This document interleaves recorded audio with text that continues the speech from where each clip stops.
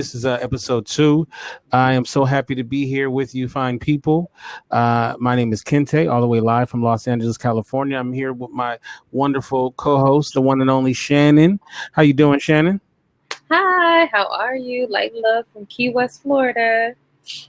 And see, I like this Shannon. This is the Shannon I grew up on, the one that smiles, that's Very happy. good.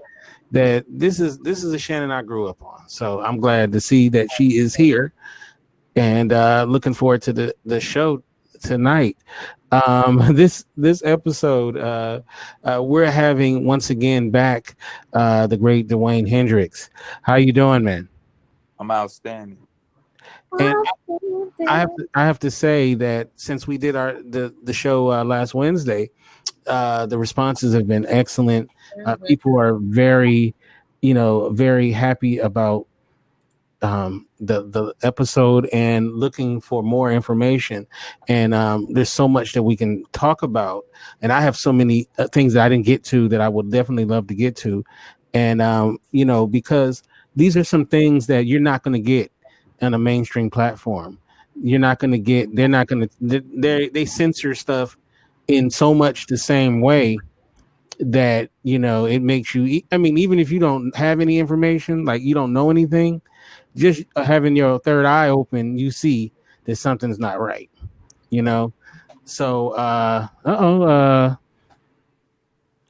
Steve, brother Steve, we're not taking in people just yet, but thank you though for coming in.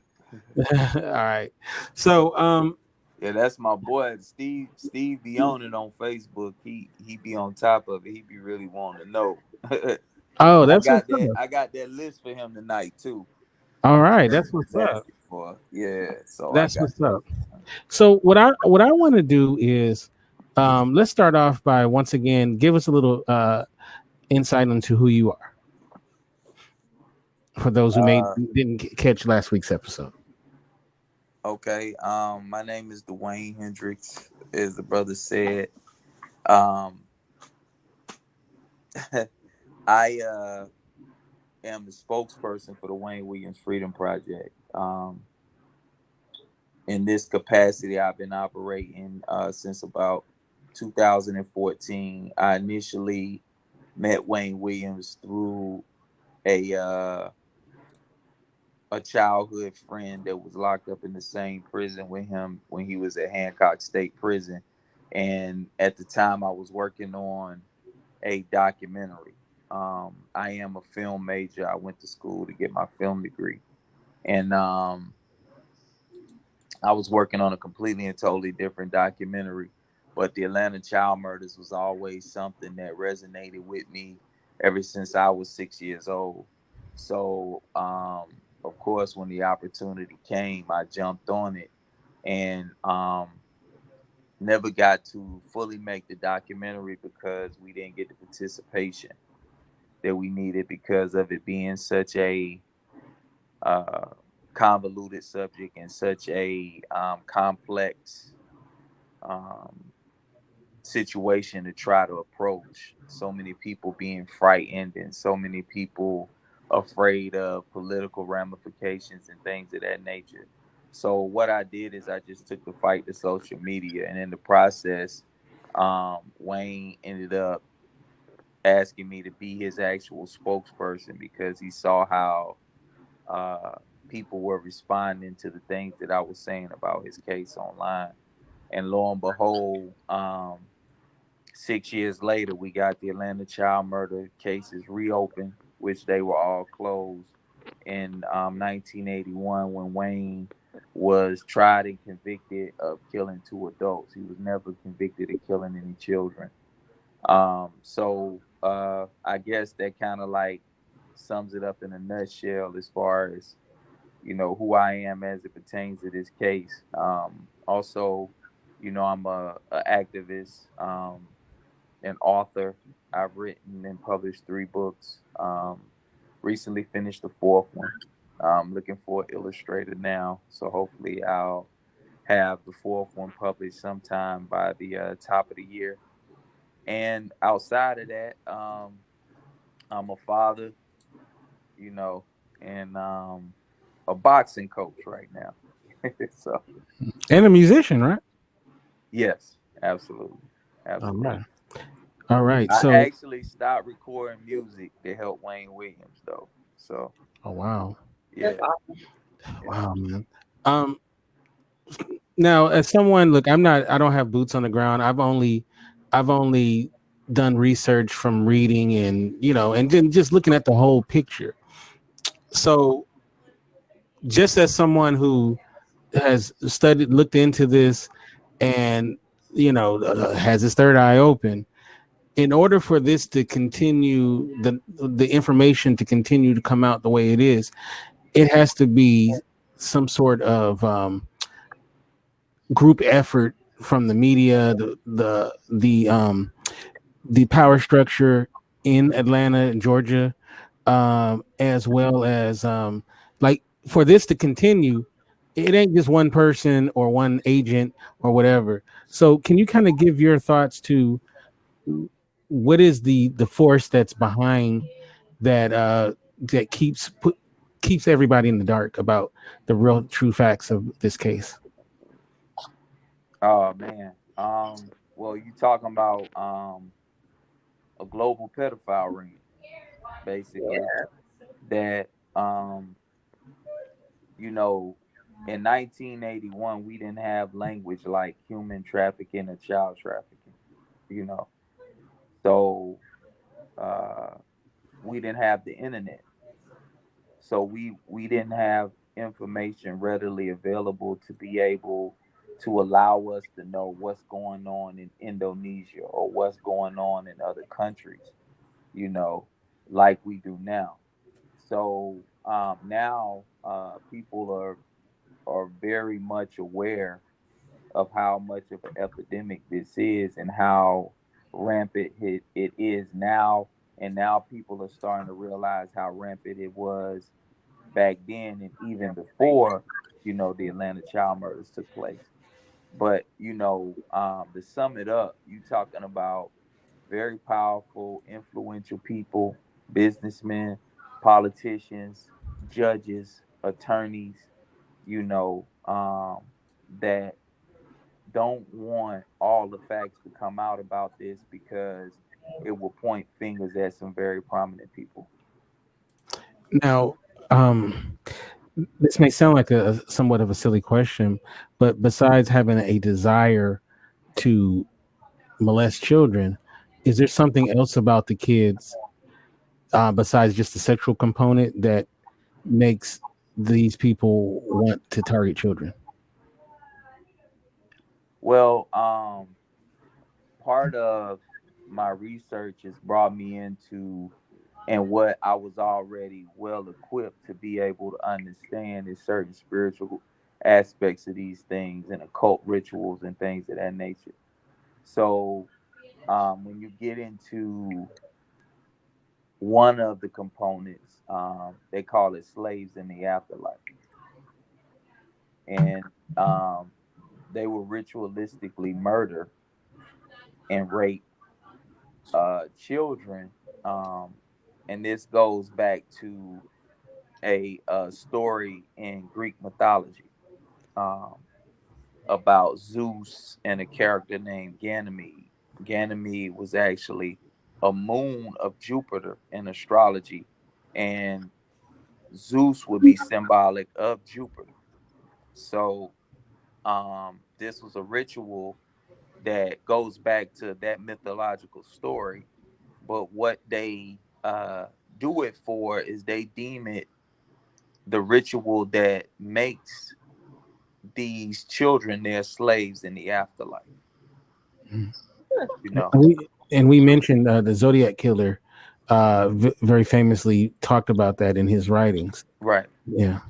right. And the Zodiac killer actually wrote the Atlanta Journal Constitution. Hmm. The Zodiac killer is somebody who had very similar handwriting and very similar cryptic way of communicating. Wrote Right. the Atlanta Journal Constitution and basically said to them that y'all know y'all got the wrong person and y'all know I'm going to keep doing this, basically in so many words. So, Right. And if you look at the timeline, that a lot of these events are very close in time. So, and that's the one thing I think now that's been so many years back, we don't realize that, some of these events were really close to each other in time. right. And I think maybe now we're starting to see connections that maybe weren't seen before. So, yeah, it's really interesting. Now, a lot of they talk about the victims, right? And a lot of times they refer to the victims as street kids, or they refer to them as basically less than deserving of Right. of justice. Can you speak to how you feel like the kids were, how they were talked about, and maybe how that can lead to them not getting the justice that they deserve? Right. They were marginalized, and what happens in society is uh they will put certain labels on a person. So, for instance, one of the people who we think was murdered recently in connection to this resurfacing was Sidney Dorsey Jr. Mm. And Mm-hmm. um, when the Atlanta Monster podcast first aired, I want to say it was 2 weeks later, Sidney Dorsey Jr. was gunned down in Atlanta, Mm-hmm. and there was no witnesses, there was no evidence, no nothing. So it was obviously a professional murder. Right. But um, people marginalized his murder because he had a prior conviction for drugs, Right. you know. And a lot of times people think because a person may sell drugs that, you know, they're always getting shot at, or Right. something like that is always happening. And Right. I know people. I'm from the streets. I know people who hustled and sold drugs for 30 or more years and never had to have a gun. Right. So um when you see violence and things of that nature taking place, it's not always just because this person was from the streets or just because whatever, but because when we don't understand the macrocosm that we live in, we only understand our microcosm. So most people only understand the world that they live in, and they don't understand how the world really works. Me and you talked about that before, Kente. Right. So another good example is why hip hop music is so uh, alluring to suburban kids that's never crossed the train tracks, right? Right. You know, one of the things that I remember vividly was when 50 Cent first came out, and he had the story that he had been shot 9 times and all of these different things. And he came into the music industry on the coattails of Eminem, which gave him a huge demographic of Caucasian people that was exposed to his music. Mm-hmm. And literally, it was like people thought they had a drug dealer, in a CD case on their Right. head when they you understand what I'm saying, because of his story and how it was exposed that he was this former drug dealer from Southside Jamaica, Queens, and everything else. And true enough, a lot of what his story was reality, but the whole thing is that a person who doesn't walk that walk and haven't lived that life, they don't understand how to separate the part of the music that's reality versus what isn't. You understand? Because they don't understand that culture. You see, so when a narrative gets pushed to a segment of society and they don't understand what it is to be in those trenches and to live in those neighborhoods and everything else, then it's easy for anyone to get marginalized in that way, you know. Yeah. So a perfect example was in the Atlanta child murders was Techwood Homes was synonymously one of the worst ghettos in Atlanta. But at the same time, it wasn't a lot of murders that took place in Techwood Homes because the men in that community actually set up something called the Bat Patrol. And they were patrolling the community with baseball bats. So they were making sure that it wasn't going to go down over there, you know. But that's the story that doesn't get pushed and doesn't get put into the grander scheme of how the Atlanta child murder story gets told. Yeah. You know, so a person being from this part of town or that part, it doesn't really matter. You know, a lot of times people, you know, they just victims of circumstance. And some of these kids, you know, they were actually caught up by people that they knew. Yes. Yeah. You know, and I'm gonna show y'all the list. And when I show y'all the list, it's gonna make sense what happens towards the end of the list. Because once it starts getting towards the end of the list, you see that it's a cleanup taking place because it's more adults that Yeah. are dying. The ages are getting higher and higher because some of these people were people that were involved. Cater, right? Yeah, Cater. Yeah, he was one of the ones involved. Right. Yeah. Um, yeah, that you know, for anybody who thinks that, one person did this and was able to just, you can't, Yeah. you can't just go to a neighborhood like that and just one person just snatching up kids left and right. And, especially Wayne Williams, because Wayne Williams would stand out anywhere, even though he's a brother. He would definitely stands out anywhere he goes. So, Yeah. you know, um, and it's just interesting when people just totally believe what they're fed, and it's like, really? Like, how do you look at this case and then just have that opinion? It's always interesting to me, but, Right. but, um, I find it interesting that there's so much attention to the case now.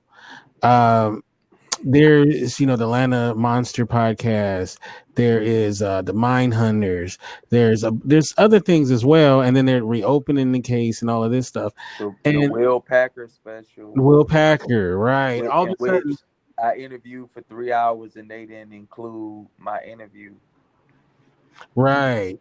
And the crazy thing about it is, not everybody's light bulb went off at the same time. So Of course. what's this deal with all of a sudden the media coverage now? But dig it.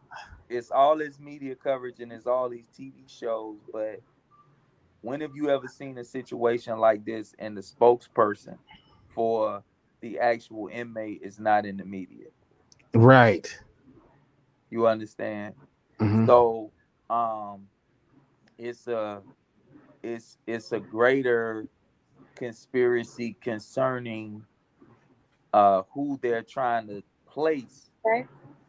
in that seat to be their puppet, because these people know that I don't compromise. And anyone which I know they read my books, because when I authored my first book that I was actually disseminating information in and teaching a lot about all of these sorts of things was in 2016, and the name of the book was Supreme Science Volume 1: Does the Matrix Really Exist? I know that there was a concerted effort to figure out what I put in that book, because when I checked my orders on the day that my book was released and I put it on social media, There was one purchase, but they purchased 12 books at once. Interesting. They was having a book club meeting. Exactly. But most of the people who bought my books, and still to this day, most of the people who buy my books are people who are connected to me through social media. And when they buy my books, they usually let me know in my inbox on social media, or they tag my Facebook page and they say, this is a great book, or thank you for writing this book. This book is opening my eyes to so many things, or whatever the case may be.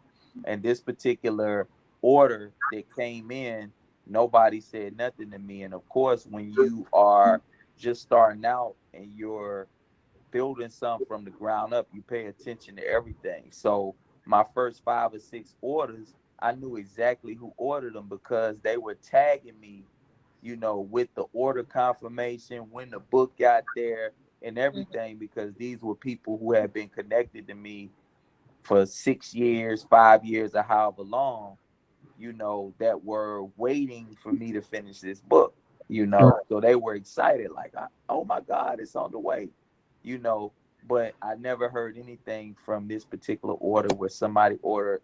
I think it was either 10 or 12 books that they ordered at once.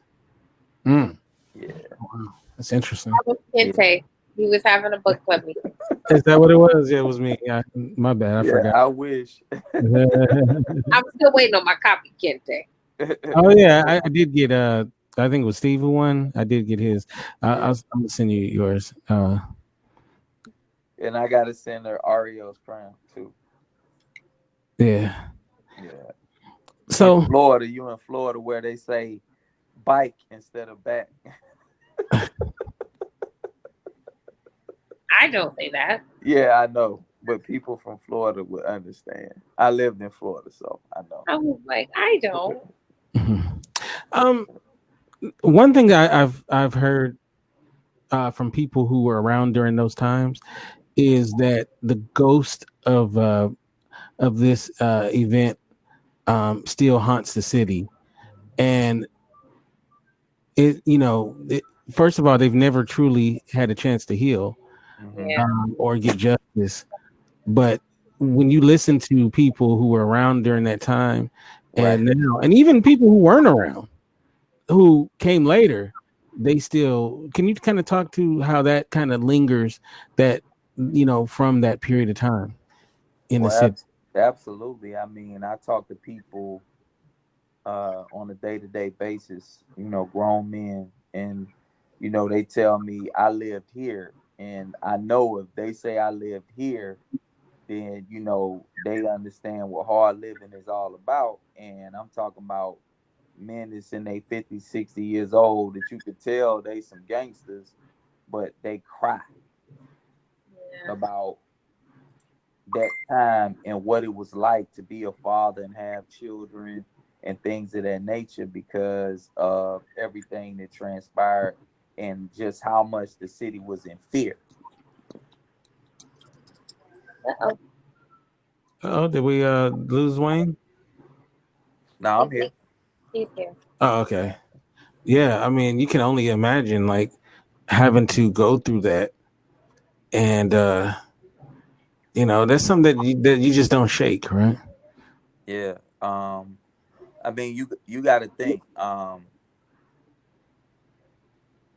got a real good friend of mine. He lived a few houses down from Yusef Bell, and he told me that a heavyset white man used to drive through their neighborhood all the time and try to get them to get in the car with him. And used to offer them candy and food and things of that nature. And he said he remember one day, he told Yusef, don't get in the car with that man, and Yusef did. Wow. So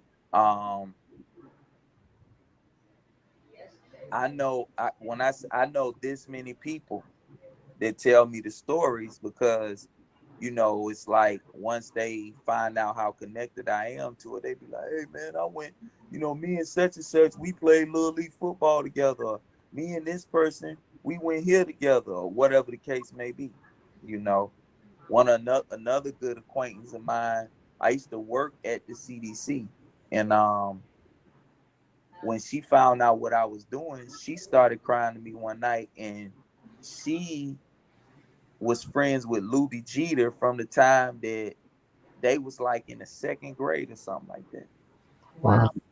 You know, so you know when you think about it, you a kid and somebody who you go to school with disappears and it's Yeah. on the news, and then they find them. You know, and it's like it was a 3-year period where this was on the news every day. Right. You know, either they found somebody or somebody was missing or there's a suspect in the murders or whatever the case may be. And at any given time, everyone knew that it could be them, Mm-hmm. you know. So Wow. Wow.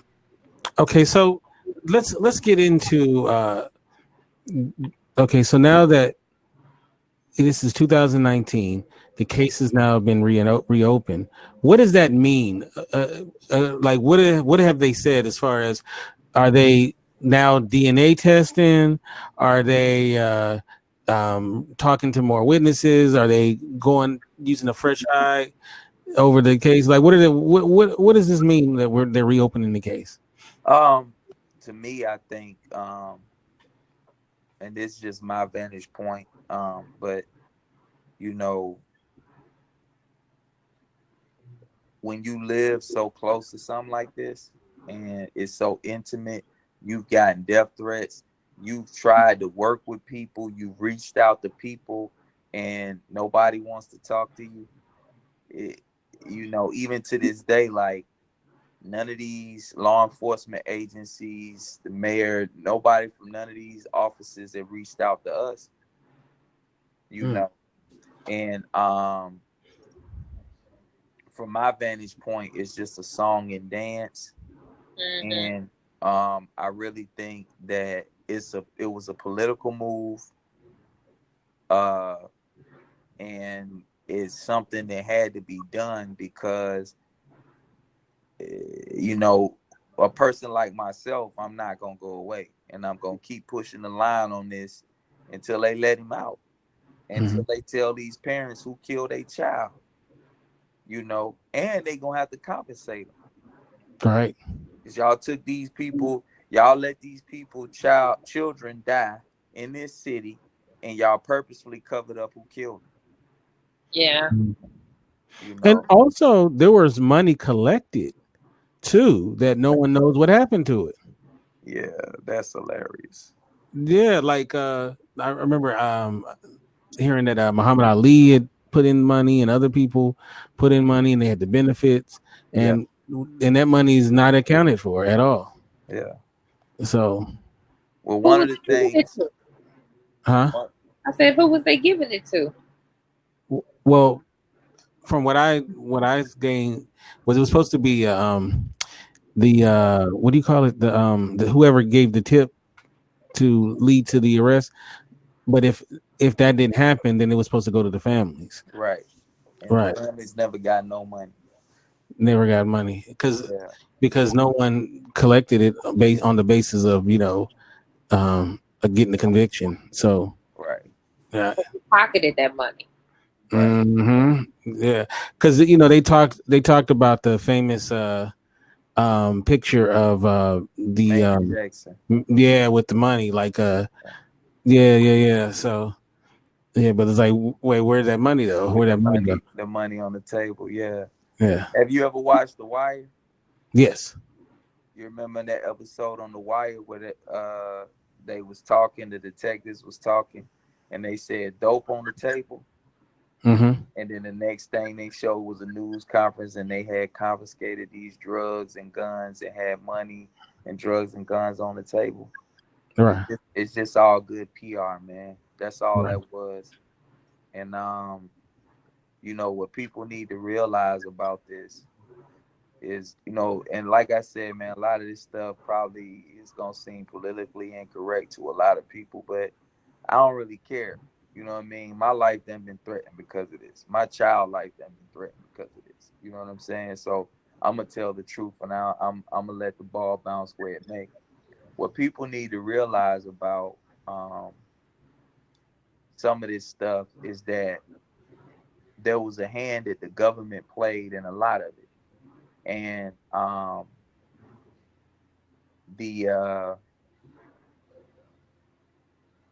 the name Muhammad Ali that you just called a minute ago, I'm gonna show you how things work.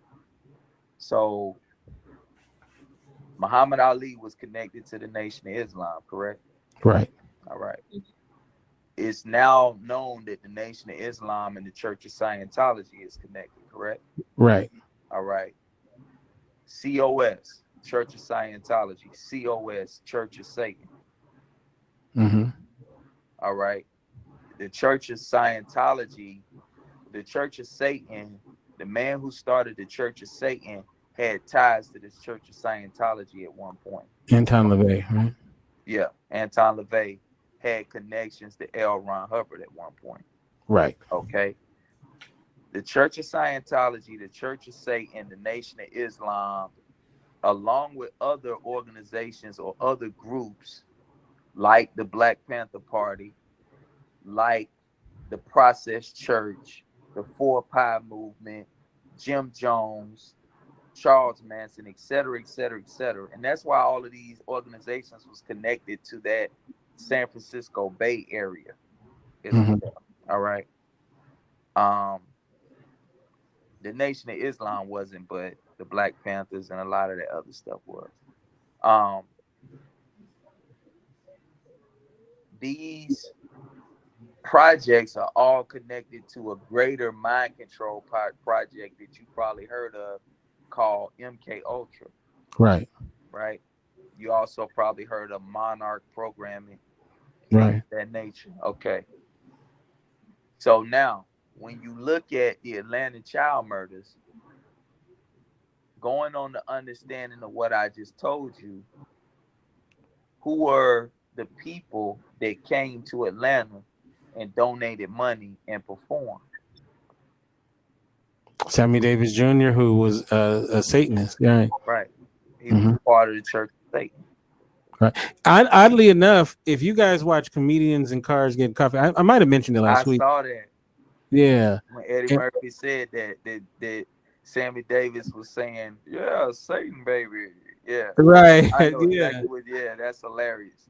Because yeah, I had already knew that, but I had never heard anybody talk about it in a mainstream thing. Right. I was watching it with somebody, and then they was like, "What?" And then I pulled up the picture of Sammy Davis Jr. and Anton LaVey together. Right. You know, and they was like, "Wow." And then I told that person, I said, "Yeah," and Sammy Davis Jr.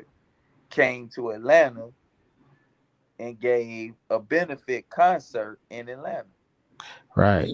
You know, so the same with MLK. Sammy Davis Jr. did a concert with Jesse Jackson in Chicago. Jesse Jackson, the main government infiltrator of MLK's circle that helped kill MLK. Yeah.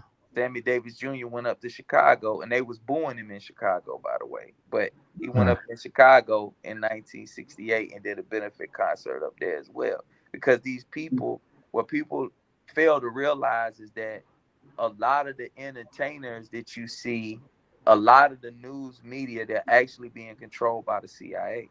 Right. Operation Mockingbird, if people want to look it up, you know what I'm saying? That's the operation in which the CIA infiltrated the news media. Right. You know. And it's funny though, because what people don't understand is this is not like conspiracy theory. This is like, you can look this stuff up. Right. Yeah. And you see that, you know, it's only what is it, seven, if seven actual media companies that control everything, something like that. And all the CEOs have straight ties to CIA. Right. Like, I'm not talking about like hidden ties. Like, you Right. could Right. literally go and see, you know, you can pull it up that, you know. A real good book for people to read is called Elite Deviants. I never heard that one. Yeah, Elite Deviants. And actually, I forget the author's name, but he shows how, you know, all of these corporations are connected to news media outlets. I mean, he's breaking it all down, you know. So, you know, I'm heavy into that stuff like Transformation of America and Yeah. you know, all that type of stuff, you know. And a name too that pops up, we talked about last week, Aleister Crowley. And it's funny though, they have this TV show now where he's featured in it, which is very interesting. A lot of people are not aware of him. It's interesting how he had such an impact on society in not just the UK but Right. America and all over. But he's not widely known. Right. You know who he is, Right. and we kind of briefly touched on him last week.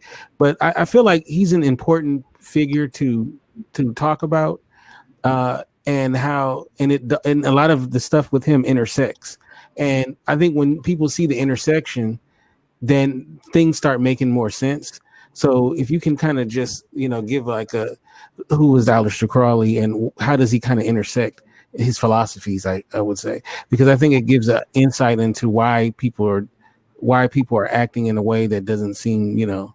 Right. Right. Well, Aleister Crowley was a very famous occultist, and I guess what people would call a person who was into Kabbalistic dark magic. Um, you know, I don't like the term dark magic, you know, because the stigma of white being right and all that type of stuff. But Right. Basically, he was a very, very big influence on a lot of musicians. Very, very big influence into what became occultism in the West. You know, what people don't understand is that the word occult comes from the word ocular, which is talking about the eye, which is the third eye. Right. But what has happened because of religious ideologies being pushed forth in a certain type of way, it's been given a bad reputation. And then because so many people use occult sciences or what they call occult sciences for evil reasons. You know, the science isn't good or evil, it's the intent of the individual, you know. So what has ended up happening though is that a lot of the people who are into these sort of things, you know, ritualistically raping children and you know, torturing people and all of these type of things, Aleister Crowley is a big influence on these people. But you know, little known secret that's out there in what we would call the truth community or the woke community though, is that Aleister Crowley was actually the father of Barbara Bush, who was the wife of George H.W. Bush, because basically her mother, Penny Pierce, for lack of a better term, was a slut. And she was married to a man, but she was actually overseas with Aleister Crowley, participating in these seances and rituals and doing all of this sex magic. And as a result of that, uh, the child that was born was Barbara Bush. And it's documented too. I'm not saying that it is, but All I'm saying is that if anybody go pull up a picture of Aleister Crowley and put it next to Barbara Bush, you tell me what it is. It's documented that she was there at the right time and all of that stuff. So that's not like pulling it out, your butt. Yeah. And there's a TV show that I like quite a bit. It's called Strange Angel, and it talks about Jack Parsons, who was one of the fathers of jet propulsion, and it started to help start the JPL, Jet Propulsion Laboratory, which led to being able to go to outer space, right? Mm-hmm. And he was an occultist as well, who because he was alive during the end of Aleister Crowley's life, and he followed him. He was a follower of him, and it's interesting. This TV show, even though he never, as the record says, they never met each other because he was in England at this point, but they communicated quite a bit. In this TV show, though, they kind of have them with each other, which is different than what I've always read about it. And so it made me. I find it interesting. I wonder if this is an attempt to make him more of a mainstream person now, because like especially in the 60s, because in the 60s people were very open about their admiration for him, right? People that you love, a lot of great musicians, and Jimmy Page, for example, bought his home, and it's a bunch of people that just love him. Jimmy Page was from the Grateful Dead, correct? No, he was from was Led Zeppelin. Is that okay? Yeah. Okay. So and I think once there's some documentaries about him and his life, Aleister Crowley, and when you look into it, and then you start realizing what he was preaching and what he was teaching, and that how the effect of it, then the stuff that we are talking about doesn't seem so crazy, because now you understand why it is happening, why it's happening. Right. Right. And if you think about it, I think he died in the 40s. Right. So we're talking about only a 30-year difference, something like 30, 40 years different in the end of his life and some of these things, Right. So that's just something I want people to think about. Okay, so you talked about people threatening your life and whatnot. And how has that affected the way you move when you are, not just in Atlanta, but anywhere? I mean, bro, like it was one point in my life to where I really thought I was going to be murdered. So I literally every morning in the wintertime, you got to crank your car up and let it warm up or whatever. I would crank my car and I would put my head down like this in the car, and I would do like a meditation every morning. In case, I didn't make it, because I was literally, afraid that, well, I wasn't afraid, but I was literally thinking that at any given time my number could be called, But if it's something, I've always been the type of person, and anybody that knows me will tell you that if one of the things that I live for, I live by rather, was growing up, is that that song that Tupac said, if you can't find something to live for, you gotta have something to die for.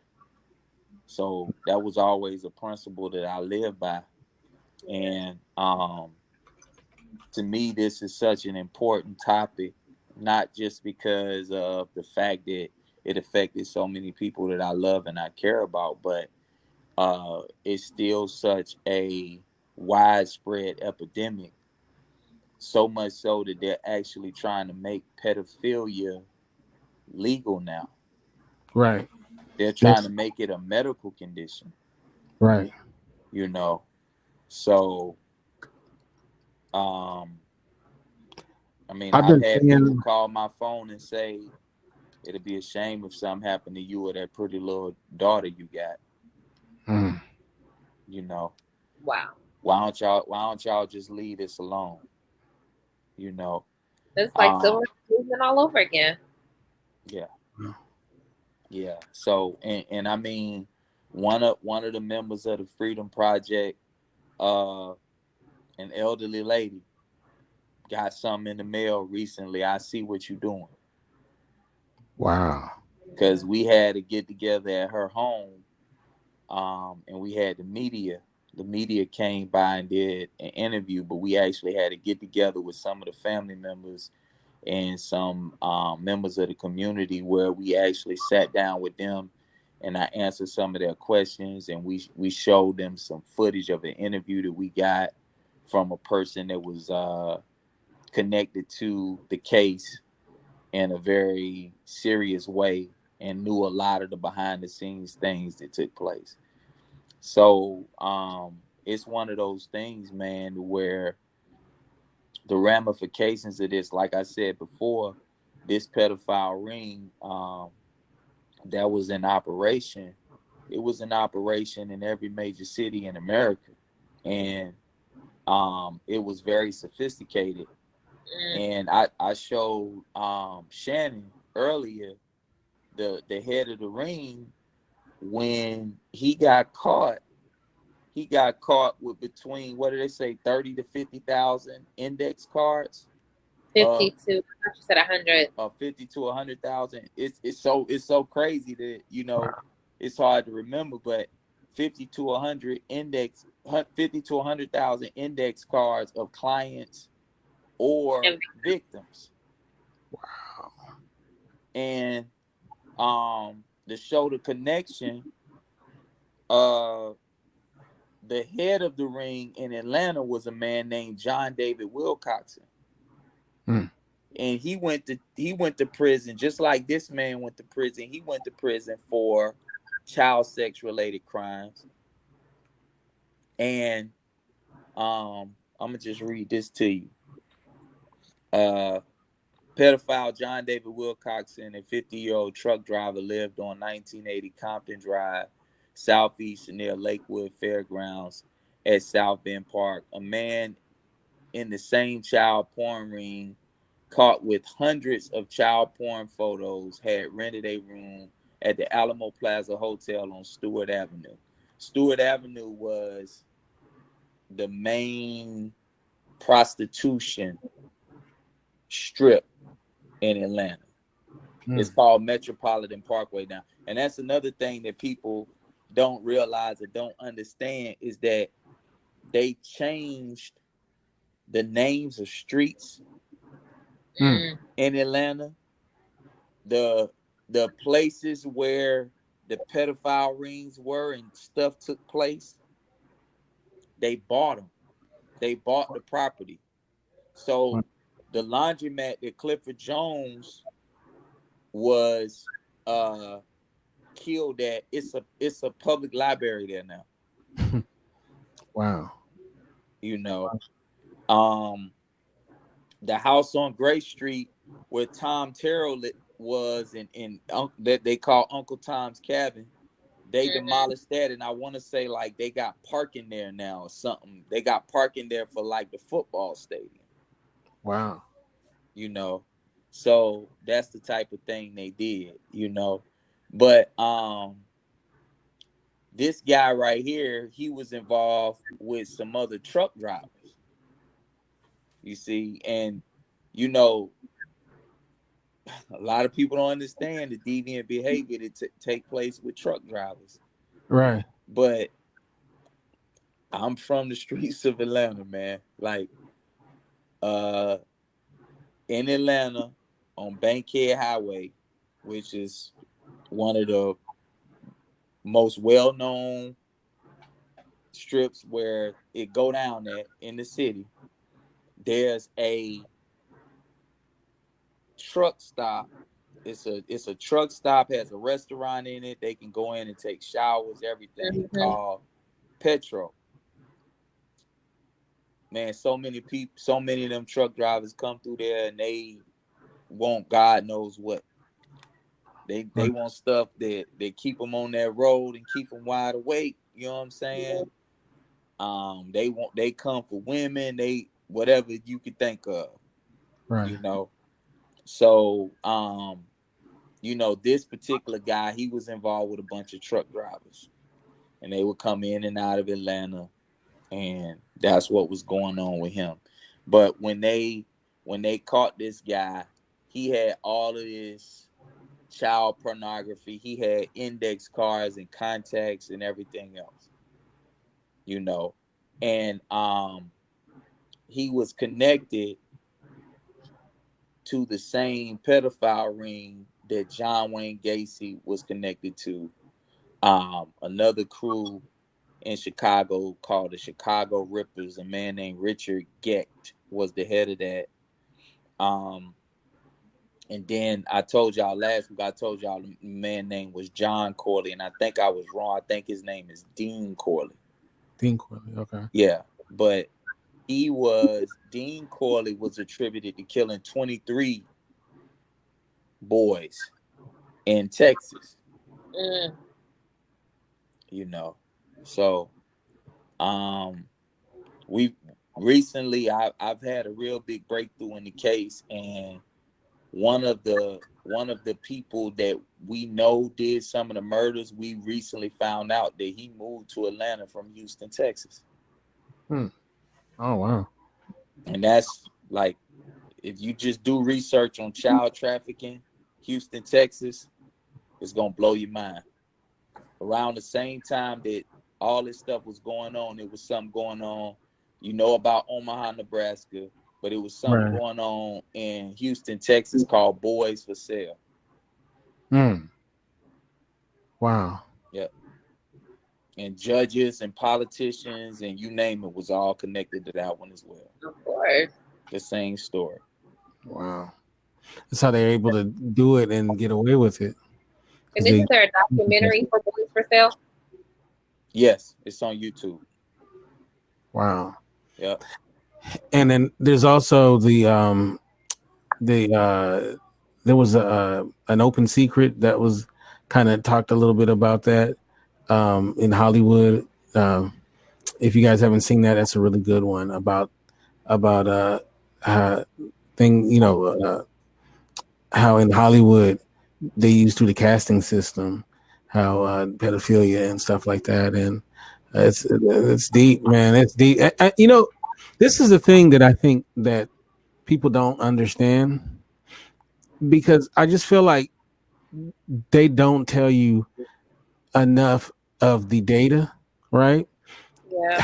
How much, first of all, people go missing, adults go missing, especially black people go missing, black women go missing, black men go missing, but the children, like so many children are being taken. And there's like there's several YouTube videos of literally kids being snatched in like grocery stores, or you could see it on video, with the mother or the father, like just right there. And so people don't understand like how real that is. Like when I don't have any children, but I have nieces and nephews, and I'm like overly protective when they're in my custody, because I mean, I don't know if you can be overly protective, but because of I know what can happen, so it's a real thing, and it's an even bigger thing than people realize. Yeah. And there's so many children that, one is they get taken, human trafficked, murdered. That's the thing too, that with Atlanta child murders, that what actually happened to the kids, I feel like that they're not telling you everything with that.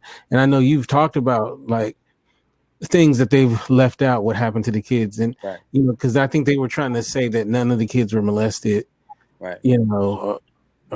That's well. That's definitely a lie, right? That's definitely a lie. That's definitely a lie. That's definitely a lie. That's definitely a lie. That's definitely a lie. That's definitely a lie. That's definitely a lie. That's definitely a lie. That's definitely a lie. That's definitely a lie. you know, and talking to Venus Taylor.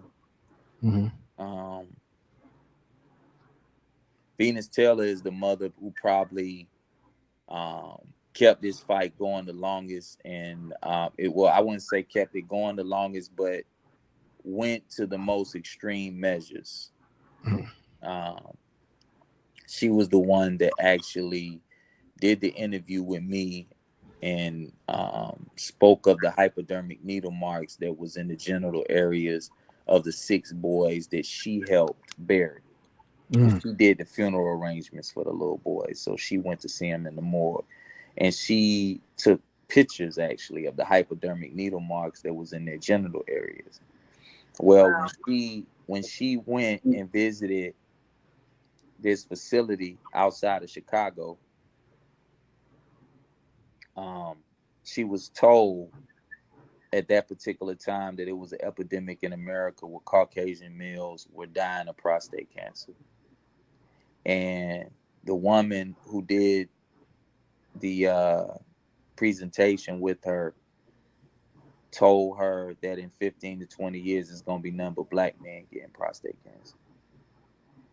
And then the lady, of course, started telling her about the interferon harvesting. And interferon is most prevalent in young black males at the age of puberty or the pre-puberty age. And it's secreted from the prostate area in that area of the body. So this shit is disgusting, y'all. But the reason why they was raping them and then killing them the way that they was killing them is because you get the purest form of the protein interferon from a male who hasn't ejaculated. And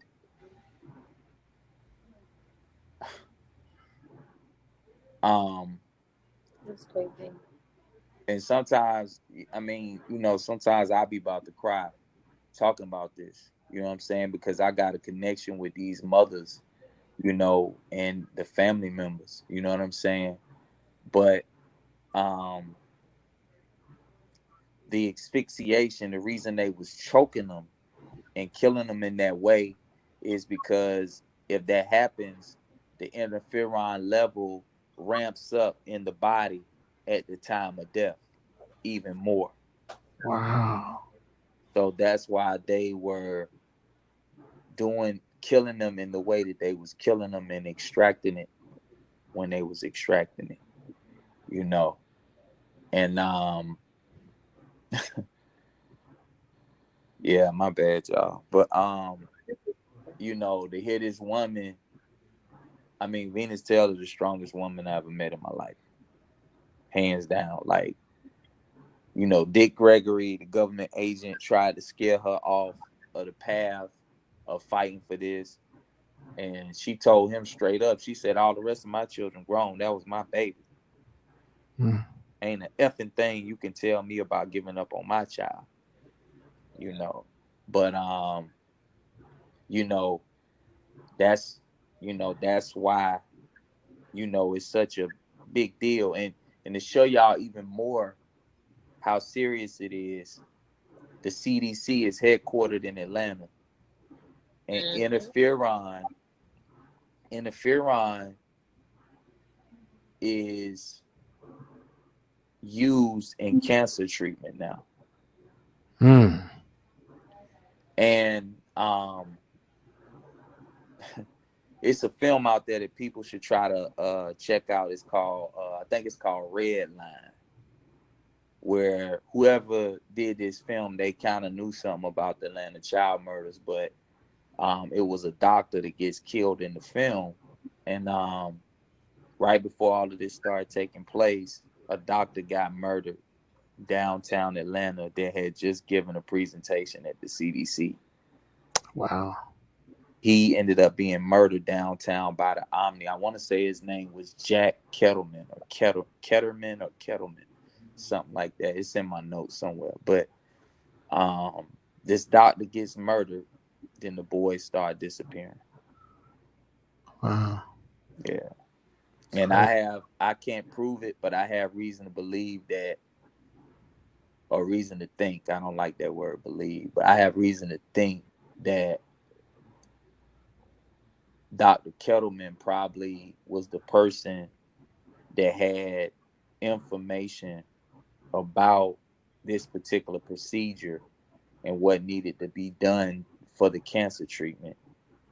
And they took him out, and then they took his work, his research, and they started, doing what they was doing. And for anybody who think this is crazy, just look at right now, one of these corporations is got a multi-billion-dollar lawsuit for this opioid stuff that's going on. Like, the legal drug business is so profitable. So with this man's research, he could have became a billionaire, Wow. So it ain't nothing to them to kill somebody for $1 billion idea. Oh, you're right. 100%. 100%. I want to take this moment, if Shannon would, to shout out the people in the chat room. Sure. In the chat room tonight, we have Shauna, Angela, Michael, Boo, Yolinda, Dee, Ebony, Steve, Diana, and Steph. So Steph. All right. I want to give an opportunity for anybody who wants to hop in to ask a question. This is a good time. And also, if you want to be shy, you can ask your question on the side, and we will get it in there. But if anybody wants to hop in to ask any questions, go ahead and we can facilitate that. While we're waiting to see if anybody wants to hop in.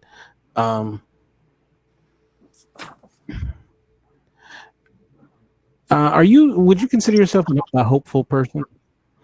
Who, me? Mm-hmm. Man, all we got in this world is hope, bro. Do you feel like there will be some form of justice in this case? Well, I know as long as I got breath in my lungs, you know what I'm talking about, some gonna have to give. Mm-hmm. They're gonna have to let the boy go. Like, he up for parole this month. So we got something that we gonna present. And I'm telling y'all, if they don't let this man go and y'all find out what I got, trust me. I got people who like been waiting for me for 40 years, basically. Right. Who done told this to police officers, and the police officers laughed at them. Told this to police officers and they ain't do nothing with it. Told this to Wayne's attorney and he ain't do nothing with it. Right. So, people like crying to me on the phone like, son, I've been waiting on you for the last 38 years. So, it's gonna go down. Holmes is coming home. Straight up. He coming home. It says, will you ever write a book about this? That's from Boo. Absolutely. I'm actually going to write a book about it, and I'm going to do a documentary about it, telling my story. So when I get to tell my story, it's going to make all the sense in the world why Wayne's still in prison, because he should have been out. He should have been out a long time ago. But I'll just say that it's been a lot of motivation to keep him there, and like I said, man, it's a lot of stuff that I be wanting to say because I could fight and I don't be worried. You know what I'm saying? Like, I be wishing some of these people that's connected to it would get out of line so I could just punch them in their face. Like, still to this day, if I see Payne Lindsay and Donald Albright, it's on and popping. They better cross the street, And it's a few other people that go with that, because of this is something that's so serious and people play with it and they want to be opportunists and make money off of it. And we talking about people lives. Yeah. And these people don't got no soul to do what they do. Because I don't know how somebody could look at themselves in the mirror after knowing everything that took place with this and then go and do the stuff that they done did. Will Packer in that category too. You know what's interesting about Will Packer is, like Will Packer, when I didn't even know this existed, and I saw, I mean, I'm talking about Will Packer's thing, and it was when I was doing research for you, and I came across and I said, "Oh, this is him in this. What is this?" Right. And then I found the Breakfast Club interview where he's talking about it. I didn't even know that had come out. Right. That's interesting. And Will Packer, you know, when I listened to him talk about it on the Breakfast Club, and and it's interesting too how the Breakfast Club has become like this portal for a lot of this kind of stuff. You know, facts. I found this very interesting, you know. So like you see like a pipeline, you know. Yeah. Yeah. This is very interesting. Now you know I do want to go back to the Atlanta Monster, because I really feel like that was at the forefront of a lot of this in the recent. And it's very interesting. You got to tell that story though to the listeners that you told me. Oh, about the lady? Yeah, that was a dope story. So I was doing some Uber, right? And so I'm doing some Uber, and I had this lady who had a meeting at CAA, which is the biggest agency in the business, right? So as I'm driving, I had Atlanta Monster on, right? And so Atlanta Monster is playing, and at first I don't know if the woman's listening or not. She's in the back, right? And she had said that, you know, in the beginning that she was really late for her meeting. So while we're driving, Brother DeWayne comes on, right? And this is the first time I hear him. And, you know, he's talking, and right away, I've said this last week, that, you know, he was right away, you knew this was the guy you needed to listen to in this whole piece. So we get it to CAA. Mind you, we're late for her thing. The lady didn't want to get out the car because she was so engaged into what DeWayne was talking about. She just kept looking at her watch like, okay, let me get a little bit more in. Wow. So then she was like, then she asked to get, how can she download it and stuff like that. And she was like, let me get in here before I got a job. So she left. And like I said, like this brother was the realest one in there. And it makes me wonder though, like, was this something from the beginning? And was this something from the beginning, their intentions, or did it evolve as it went along, as they started getting into it? Like, what they ultimately did, do you think that was their whole intention from the beginning? No, I don't think so. I think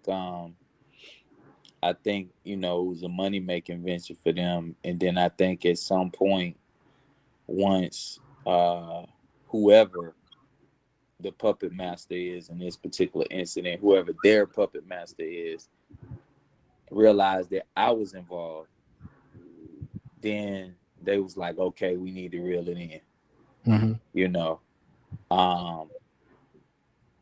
And the reason I say that is because for me, it's my scope is way broader than the Atlanta child murders. Right.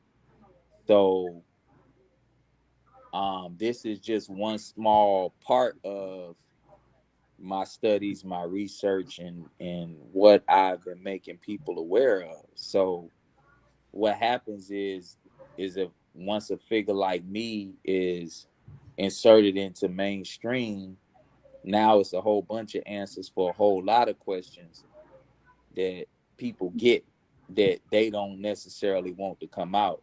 And just to show you how real it is, two of the things that I wrote about in my last book was the Chappaquiddick Incident, which was when Ted Kennedy was involved in that accident where Mary Jane Copench, I think is her last name, died. on that bridge. Mhm. That was done to nullify the Kennedys in politics, Right. and to make sure that Ted Kennedy never ran for president. Right. You He know, would have definitely won. huh? He would have definitely won Right. for Just that. like Bobby was gonna win. Yeah, they couldn't You know what kill I'm saying? another. They didn't want to kill another one. Right. At And least just not like yet. JFK Jr. would have won. Right. And a lot of people think that the Clintons had him killed, you know, Right. because he was getting ready to run for senator in New York when Hillary Clinton was about to, Right. you know. But I wrote about that in the book, and now it's a movie coming out about the Chappaquiddick Incident. Yeah, it came out. Yeah. Right. Mhm. Also, I've been explaining to people for years that how they polarize their icons. They do it through subliminal tactics, and that's, I was explaining to people why they call LeBron James LBJ. Mhm. Right, is to give energy and life to Lyndon Baines Johnson. Mhm. Right, and Lyndon Baines, people didn't notice, but Lyndon Baines Johnson rode under the JFK ticket and became vice president because he knew he was going to become president, because they knew they was going to kill him. Mhm. And that's that what You he did. know, but now and now LBJ has a movie, and in my same book, Red Pill Alchemy, the main actor Woody Harrelson is playing LBJ. And in my book, Red Pill Alchemy, I explained that Woody Harrelson's parents were CIA operatives, and that Woody Harrelson's father is the man who killed the judge in Houston, Texas, that was about to spill the beans on George Bush Sr. and a man named H.L. Hunt, and the fact that they killed JFK Jr. Woody Harrelson's dad did that. Right. A lot of people don't know that. Yeah. And Woody Harrelson's mom, guess what her maiden name is? What? Oswald. I didn't know that. Right. Yeah. And all that's in my book, Red Pill Alchemy. And now it's a movie about LBJ starring Woody Harrelson. So Right. that's what they do to paint the narrative, you know. Just another thing that they do so people could understand what they do, when they make movies about drug dealers, they always make the movie about the person who snitched. Mhm. Frank Lucas was a snitch. Mm-hmm. You know what I'm saying? White Boy Rick was a snitch. And you go down the line, all of the movies they make, if it's about a real life figure, they snitched. Yeah, Henry Hill was a snitch. Henry Hill was a snitch. Right. Like, you just keep going on and on and on. And most of the real life stories, that's what it be about. Like The Godfather, you know, those characters was based on the La Cosa Nostra in America as a whole. You know what I'm saying? It wasn't based on like one crime family or nothing like that. It was based on different people that was in the mob. You see what I mean? So that was fictitious. Scarface was fictitious, you know. But when they make the movies about the real ones, they it's always somebody who is snitch, Mm-hmm. you know, Yeah. because they want to embed that into the next generations. You know, it's all subliminal what they do. They don't put it in your face. Right. Yeah. Well, Well, what's next? I'm sorry, what Yeah, you we say? go. Go ahead. Son. What's next, DeWayne? What are you gonna do next? The next book is called Red Pill Alchemy Volume 2, How Do We Save the Babies? So I'm already writing that book. And basically in this book, what I'm doing is I'm explaining, you know, child trafficking as a whole, pedophilia, and all the subliminal stuff that's in like children movies and stuff like that. And then I'm also giving like the spiritual parts of it so people could understand like the origin of it. Like I was talking about the occult rituals and everything. So I'm going to be explaining all that type of stuff. and basically like giving guidance on how to educate your children in the midst of it so that they understand what they need to look for. All right. I would like in our next discussion to talk about red pill alchemy. I'm gonna make sure that I get it to Shannon right away, and Please do. and that'd be a good conversation to have. Right. And but I want to thank you so much once again, giving us the knowledge. How can we get you on social media and your website? My website is supremescience99.com. So it's all one word, Supreme Science, the numbers 99.com. I'm on Facebook at the Wayne Williams Freedom Project page, and also my personal page, DeWayne Hendrix, and that's DEWAYNE Hendrix, just like Jimmy with an X. And that's pretty much it. I mean, I don't have time to be doing all that stuff over all of the different, Instagram and all that type of stuff. Luckily, I got some sisters that help me. So a lot of times when I post stuff, they'll take it and they'll put it on Instagram. And they could also follow the Society of the Ankh. The Society of the Ankh is a group of people. It's like my spiritual family that I started, and that's on Facebook and on Instagram. Oh, that's what's up. Yeah. Are we going to hear any music from you anytime soon? Yeah, actually, I recently recorded some new music, and I'm planning on recording about 4 more songs before I start putting together the videos.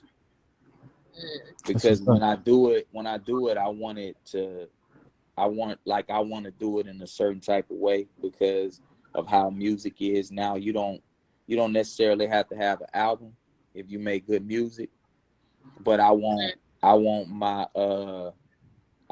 videos and my songs to kind of like tell a greater story. You know what I'm saying? So I want them to be connected in a way. That's awesome. Yeah, that's what's up. What about you, Shannon? How can we get you social media? Facebook, Twitter, Instagram, Shannon Ford like the president, hyphen Jefferson like the president. All right. And do you think we'll be able to do that show on Monday? Is it a possibility? I mean, maybe. I'm being honest. All right. Well, we'll try to make it happen. We're gonna do a poetry show on Monday. Okay. But if nothing else, we'll get somebody on the show. All right. It is Domestic Violence Awareness Month, and it is also Breast Cancer Awareness Month. Shout out to Danny. Cool. 7 years cancer free. Shout out to my mother. She's a couple decades cancer free. Wow. Too. So yeah, she's going great too. My mom. So shout out to you, mama. And you know what? My mother heard the show last week, and she loved it too. So, yeah, so, great. Yeah. I gotta show you this before we open up the chat room. I gotta show this to y'all, and this is what Steve wanted to see last week. He wanted to see the list, and I want to show y'all that this list. This is from the book The List that was written by Chet Detlinger and Jeff Prue. All right, and I want to show y'all how, just like when Payne Lindsay said to me on the phone that the list was something that the FBI made up. So here's the dates, of the murders, and these are the names. So this first kid, Edward Hope Smith, right? He died. He was shot in the back, 14 years old. This next kid, Alfred Evans, I think his death was asphyxiation. So you see the ages, 14 and 9. Yusuf Bell was found in a crawl space in a old building, and he was hit across the head. Jeffrey Mathis, 10 years old. Angel Lanier, 12. Right, and right there there's supposed to be a list of people that, you know, have similar causes of death and similar genders, but this is a girl right here. This is a little girl, right? So how did she end up on the list? Right? You come down a few more, LaTanya Wilson is on the list, 7 years old. How did she end up on the list? You know, Aaron White, Anthony Carter, Earl Terrell, Clifford Jones, which is, you know, Clifford Jones is one of, you know, the most compelling cases. And right here, this is another thing too. Darren Glass, it says still missing. We have reason to think that actually the body that they thought was Jeffrey Mathis's was really Darren Glass, and that they never found Jeffrey Mathis's body. And that's what Willie Mae Mathis, Jeffrey Mathis's mother, is actually suspecting. She died suspecting that, you know, they still hadn't found her child. All right. Charles Stevens was one of the children that we know who was responsible for his death. It was a man that was pimping him, and he had Caucasian hair fibers in his underwear. Yeah. Aaron Jackson, this is where it starts to take a turn. Pat Man Rogers was 16 years old. The interesting thing about Pat Man Rogers was he knew about 11 of these children. You know, very streetwise kid. And after he had already been dead for about 6 months, the police showed up at his mama's house in Thomasville Heights Projects with an arrest warrant for burglary. He was a part of a burglary ring that was taking place in downtown Atlanta at a pawn shop where it was also a hotbed for the pedophiles. This pawn shop that was down by the Omni in Atlanta. But as you see, these are all teenage or preteen boys. And then we get here, Eddie Duncan was 21, a grown man. Larry Rogers, 20. Michael McIntosh, 23. Jimmy Ray Payne, 21. William Barrett, 17. And Nathaniel Cater, 27. So you tell me what this 21-year-old, 20, 23-year-old, 21-year-old, and 27-year-old is on the list for. Right. It doesn't fit the MO. Exactly. Especially when this cat, we know this cat right here, Nathaniel Cater, this is the one who they say Wayne threw off the bridge.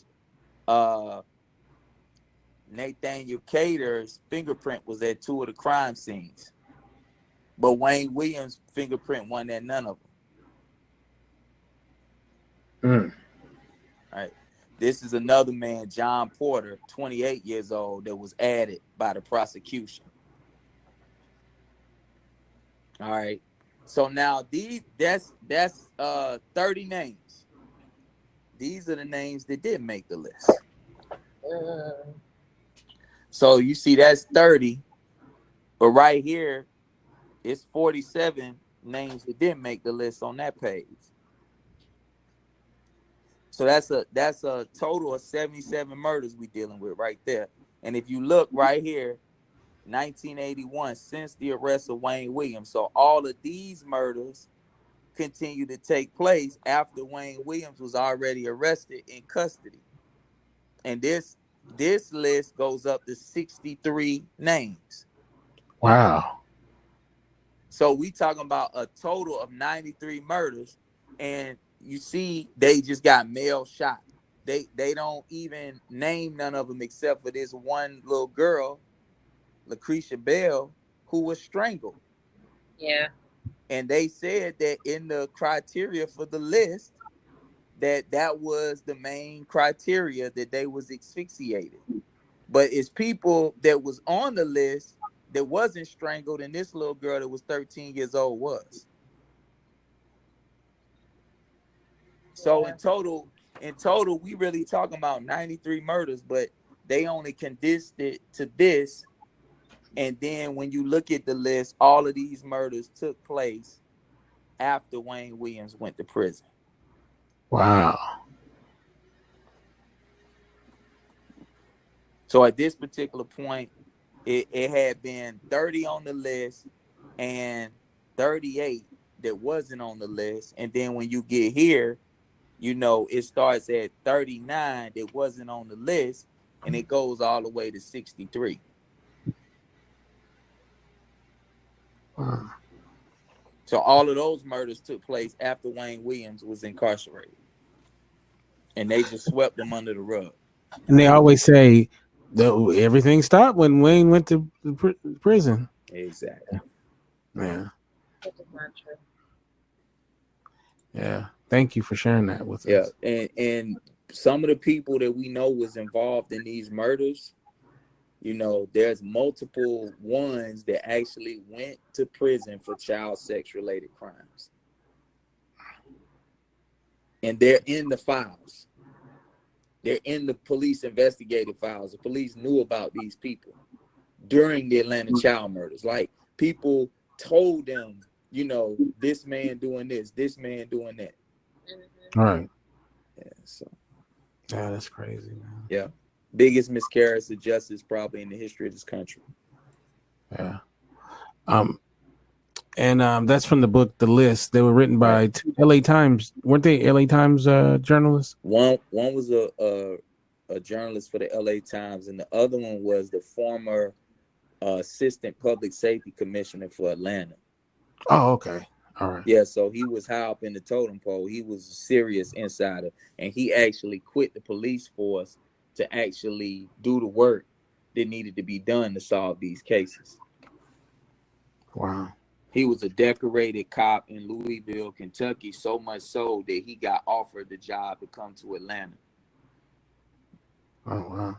Yeah, and at that time, it was a power struggle going on, and it was a police chief that was being asked to step down that wouldn't step down, and he was able to stay in office because of a technicality. So they stripped him of his power by creating a title called the Public Safety Commissioner. And that's what Lee Brown ended up being. And Lee Brown is the person who was the figurehead for the police force that ended up becoming the mayor of Houston, Texas. You know, there was I know we were saying goodbye, but I want to put this one last thing in. Did you ever see the miniseries that was created maybe like 4 years afterwards in like 85, starring Morgan Freeman? And yeah, I saw that shit. Yeah. Yeah, what did you think about that? I mean, the only thing that's really worth watching if people really want to know something about these murders is the documentary that's out there, is the documentary Reclamation. Mm-hmm. You know, they'll get a lot of answers from that, and that's because Chet Detlinger and Jeff Prue were a part of that documentary. Okay, Reclamation. Yeah. I thought you was gonna open the chat room. You getting off? I did, but nobody. Yeah, so oh, for real? Okay. Yeah, everybody's being they'll probably do it once we start. Once we start recording, then that's when they'll do it. So what we'll do is we'll say goodbye. You can get me at Kente F on Twitter, Kente Ferguson on Instagram. Of course, the website is indyradio.org. That's INDY radio.org. You guys have a great rest of your week, and God bless.